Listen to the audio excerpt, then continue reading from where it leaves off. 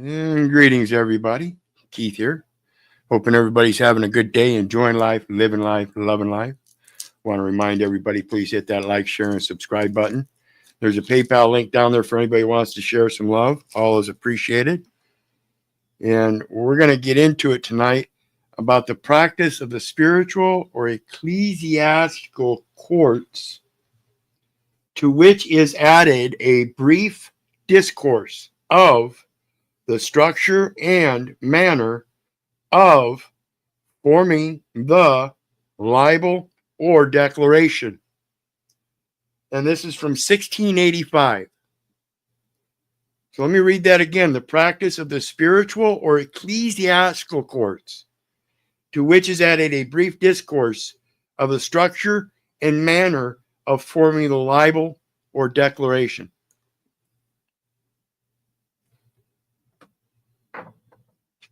And in it, I've taken some notes here. As you can see, I've got them several little spots marked out.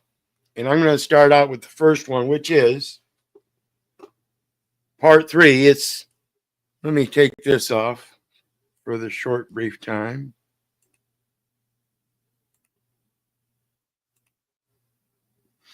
And this says, the practice of the ecclesiastical courts, third part. And I've got parts highlighted. So I want to read this part. It says, the manner of proceeding in plenary causes. You folks have heard me speak about this term before, plenary, as it goes to plenipotentiaries as well, as it relates to diplomatic etiquette in your communications, which is what you do when you post things.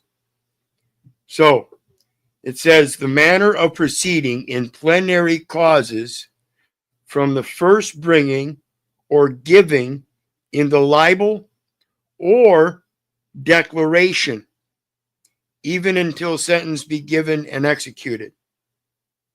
It says, what is a libel? I shall not here trouble you with the several species of libels, nor the diverse acceptations and definitions of them. I have intended a more particular discourse to that purpose. A libel, therefore, in short, is derived from a libro, from a book, whence formerly a paper was usually drawn. And in general, it signifies all manner of writing. It is taken figuratively as when the matter is put for the thing contained, the subject. But properly in this argument, a libel is taken for a writing which containeth the action. That writing is the record of the events, okay? And that's what they're describing. Whence formerly a paper was usually drawn, and in general it signifies all manner of writing. This is including the biblical scriptures, where we get those spiritual or ecclesiastical courts. So I'll mention right now, Matthew 18, verses 15 through 20 provides a process. Then it goes on to my next marker, and it says of the contestatio litis, or the contesting of suit. What it is, when it ought to be drawn, and by whom. How many fold this contest, or how many sold this contestation of suit is. Yes, how many fold this contestation of suit is. In other words, how many different jurisdictions, how many different venues. And this is what I speak of when I talk about equity will take jurisdiction when there's a multiplicity of suits. That's the same, saying the same thing. The manner and form of contesting suit and by whom. Okay, so you have allegations and accusations. One is an accusation of a criminal form, and the other is an allegation of a erred form that needs merely correction. the manner of getting a decree for the principal party to assever to the libel by whom it is obtained. Or excuse me, to answer to the libel by whom it is obtained. So if somebody brings a libel against you, you contest the libel. You don't argue it, you contest it for its error. The manner of obtaining a term probatory, that's probation, and by whom, what other things are to be done at the time the suit is contested. So it's giving you a manner of things contained within in the process.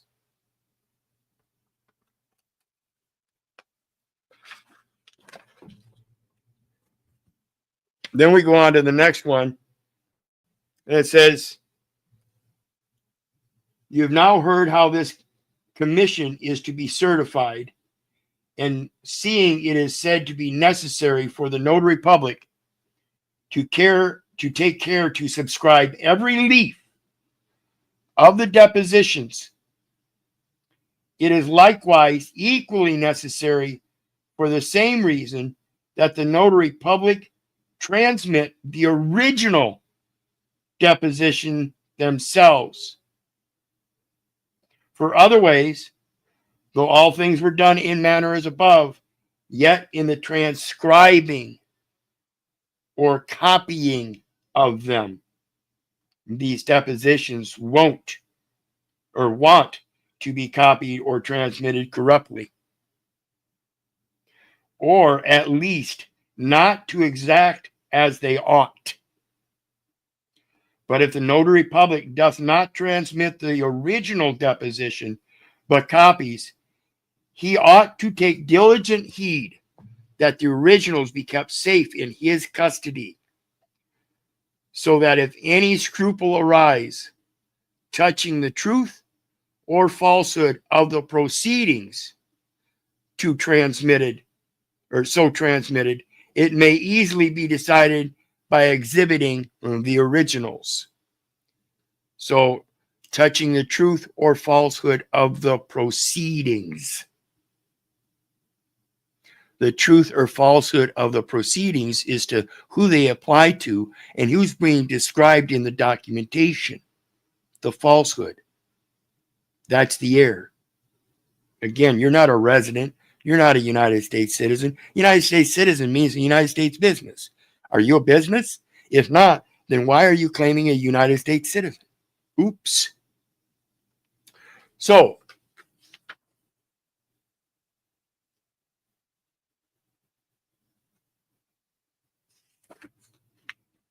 let's take a look at Matthew 18, verses 15 through 20 first.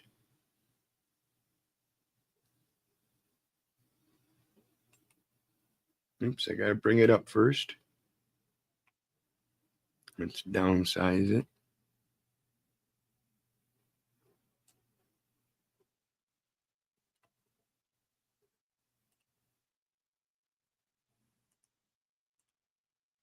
Okay, screen share. And while you're waiting, folks, hit that like, share, and subscribe button for me if you would. All of it's appreciated. And let's see what we have here. Matthew 18, verses 15 through 20. Moreover, if thy brother shall trespass against thee, this is the libel it's talking about. Go and tell him his fault between thee and him alone. This is the element of privacy. You do it in private. You don't go running around the neighborhood making false allegations or false accusations, either one, bearing false witness. You go to him first to correct the oughtness and work it out with him first. This is the equity imputes an intent to fulfill an obligation, and that obligation is equity. One seeking equity is to come with clean hands. Okay. If he shall hear thee, thou hast gained thy brother. But if he will not hear thee, then take with thee one or two more, that in the mouth of two or three witnesses every word may be established. This is that notary public when you come forth with your statements, making sure that you're not bearing false witness, because you're coming with two or three more, that in the mouth of two or three witnesses. And if he shall neglect to hear them, this is relations to that communication with the public officials in trying to redress a grievance and they don't listen to you. Tell it unto the church.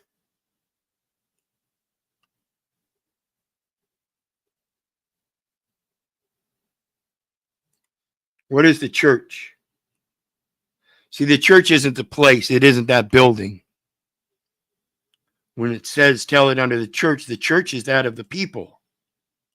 This is that First Amendment right, freedom of expression, freedom of speech. So they shall know by witness the fault between he and the man that won't accept the fault and refuses to be equitable. That's why I say make sure what you're doing is true and correct. And if he shall neglect to hear them, tell it unto the church. But if he neglect to hear the church, let him be unto thee as an heathen man and a publican.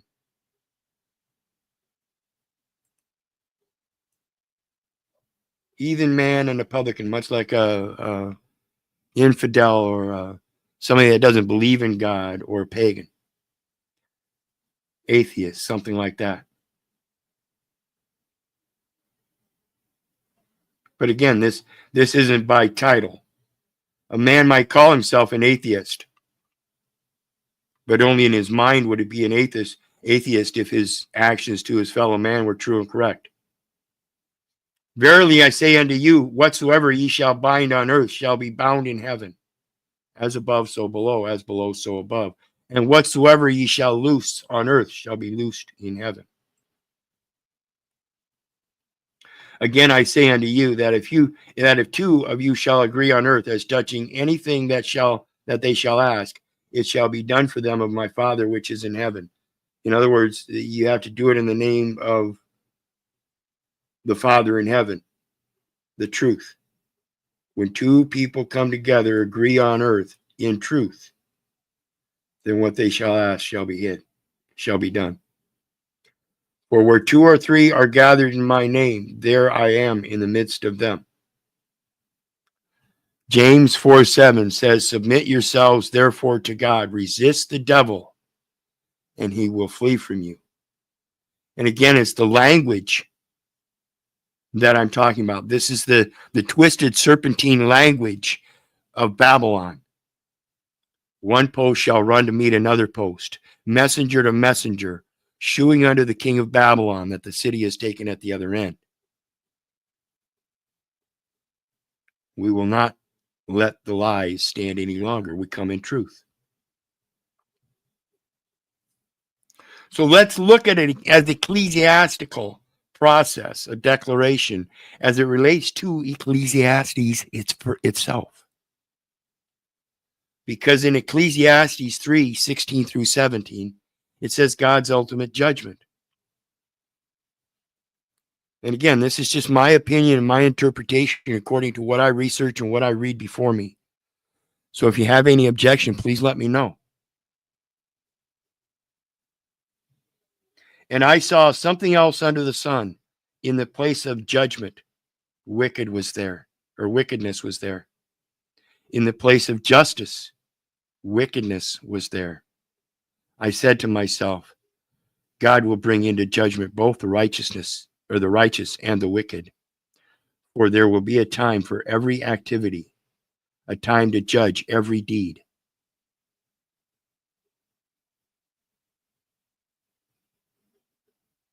In the place of judgment, wickedness was there. In the place of justice, wickedness was there. In people just doing their jobs, I saw Hitler's willing executioners. The theme is human justice systems may fail, but God brings the ultimate equity. This is why they run. In equity, you speak the truth, and that's why they run. It doesn't prefer any grammar. It is just the truth. And the connection with Matthew 18 is the final authority and accountability before God, much like the final appeal on the process.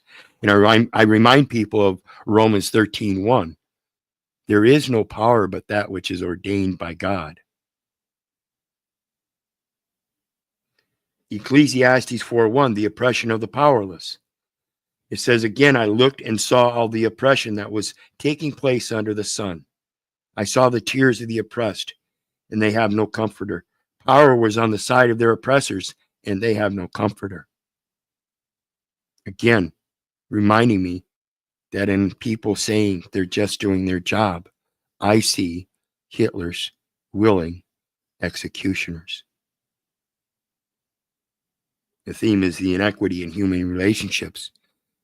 History repeats itself because people are doing the same ill behaviors. Non-caring, not having sympathy in the right perspective, or with moral ethics. They don't put themselves in other people's shoes. The connection is a suggested moral obligation to step in for justice, like in Matthew's step of involving others. This is why I speak out. You people are witnesses. Put in the chat if you're a witness.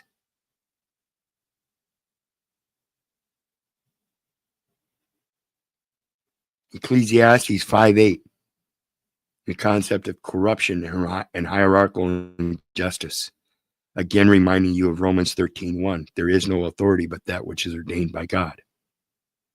If you see the poor oppressed in a district and justice and rights denied, do not be surprised at such things, for one official is eyed by a higher one, and over them both are others higher still. In other words, there are watchmen keeping watch over these watchmen as they keep watch over you.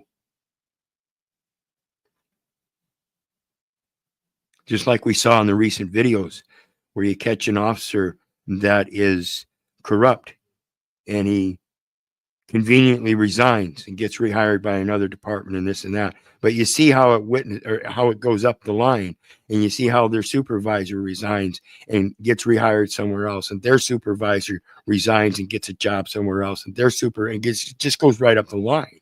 Judges, clerks, everybody. It's like a revolving door. It's like they have a very high turnover rate, and I would love to know those numbers.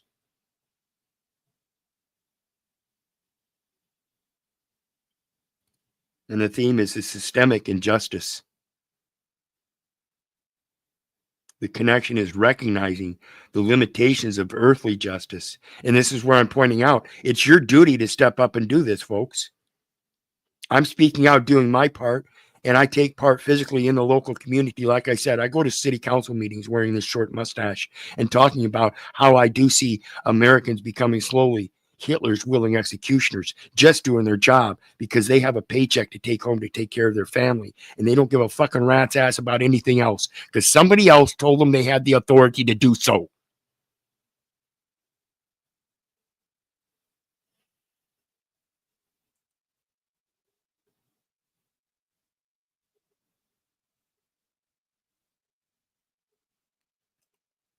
Titus 3:8. This is a faithful saying that that thou constantly affirm that he who believed in God be careful to maintain good works. These things are good and profitable unto men. One seeking equity must first come with clean hands.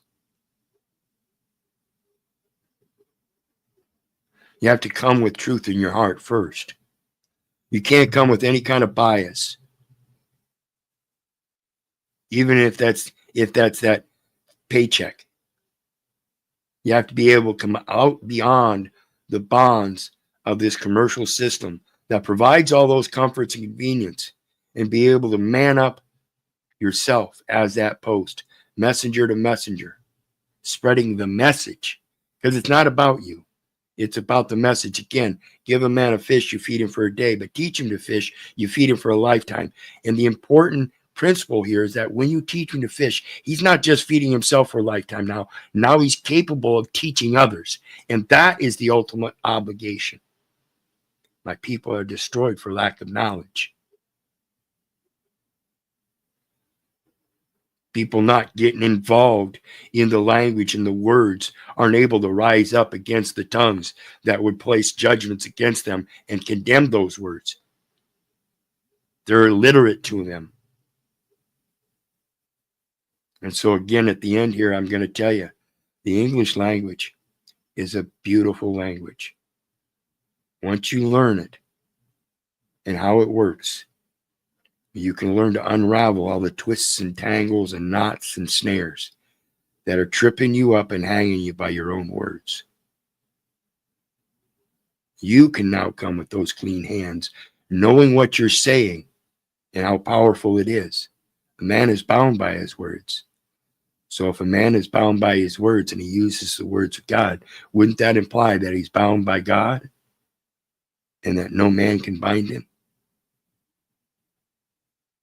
A man's intellect is limited and biased by his vocabulary. And you can quote me on that. And with that, we come to the end. I want to thank everybody for being a witness here today. I appreciate everybody. And you guys know me. I love you. But I don't give a rat's ass whether you love me back. I say I don't care if you hate me. I don't care if you don't respect me. That's on you. So may your God bless you and love you. And we'll see you next time. Bye now.